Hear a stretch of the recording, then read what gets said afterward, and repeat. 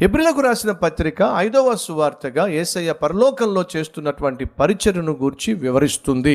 యెరూషలేములో ఉన్నటువంటి యూదులు ఒకప్పుడు చాలా ఆత్మీయంగా ఉన్నప్పటికీ, రోషం కలిగి జీవించినప్పటికీ, ఆ తర్వాత సంఘంలో హింసలు, శ్రమలు ప్రారంభమైనాయి. ఇలా హింసలు, శ్రమలు ప్రారంభమైనప్పుడు యూదా మతానికి చెందినటువంటి ఆ పరిసయ్యులు, ఆ అధికారులు క్రైస్తవ విశ్వాసులను బహుగా హింసిస్తూ, బాధిస్తూ వాళ్ళ విశ్వాసాన్ని పరీక్షిస్తున్న రోజులు అవి.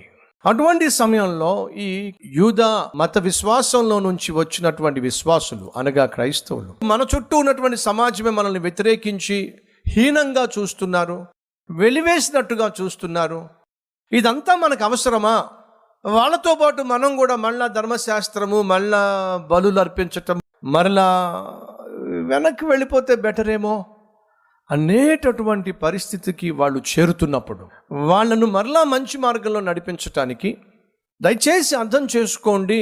మీరు విశ్వసిస్తున్న యేసు బహుశ్రేష్టమైన వాడు. మీరు కలిగి ఉన్నటువంటి విశ్వాసము బహుశ్రేష్టమైనది. మీరు కలిగి ఉన్న నిరీక్షణ పరలోకము అది బహుశ్రేష్టమైనది.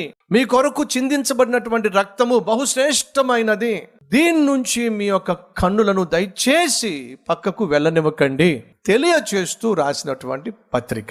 ఈరోజు నా ప్రియ సహోదరి, సహోదరుడా, ఒకవేళ ఏ కారణం చేతనైనా నువ్వు వెనక్కి వెళుతున్నట్లయితే దయచేసి వెళ్ళొద్దు. బైబిల్ సెలవిస్తుంది, నాగటి మీద చేయి వేసి వెనక్కి తిరిగి చూసే ఎవడు కూడా నాకు పాత్రుడు కాడు అని ప్రభువు సెలవిస్తున్నాడు. నువ్వు వెనక్కి చూసావు అంటే ముందుకు సాగలేవు. బైక్ మీద వెళ్తున్నావు, వెనక్కి తిరిగి చూస్తున్నావు, ఏమవుతుంది? ప్రాణం పోతుంది. కార్ డ్రైవింగ్ చేస్తున్నావు, వెనక్కి తిరిగి చూసావు, ఏమవుతుంది? ప్రాణం పోతుంది. సైతాను పని ఏమిటంటే నీ ప్రాణం తీసేయటం. దానికి ఏం చేస్తాడయ్యా అంటే నిన్ను వెనక్కి తిరిగి చూసే విధంగా చేస్తాడు.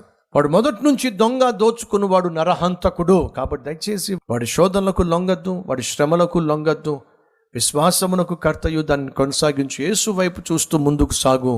నీ కోసం శ్రేష్టమైనటువంటి పరలోకం సిద్ధంగా ఉంది.